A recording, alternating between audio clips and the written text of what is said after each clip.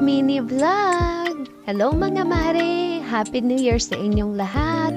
Naway mas bigyan pa tayo ng mas malakas na pangangatawan sa panibagong taon at sobrang i-bless pa tayo ni Lord. So eto nga ang ganap sa pagsalubong ng bagong taon. Siyempre, bilang isang nanay, kailangan talaga nating maging masipag araw-araw. So, after ko nga maglinis, tinulungan ko naman yung asawa ko na mag-prepare ng aming lulutuin para ngayon na yung bagong taon. Kasi, why not, diba?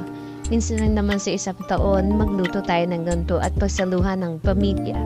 Pasasalamat na rin sa mga blessing na natatanggap na pamilya. So, ayan na nga guys, nilagyan ng tanglad ang ulo. So, ayan, niluto na ng asawa ko. So, pakita ko naman sa inyo yung luto ni Mamang Hipon at saka humba para sa aming New Year's Eve.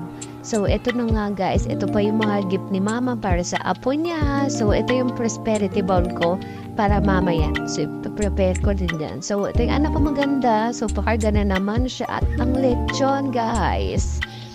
Ilang oras kaya iihawin yan. So, guys, ayan.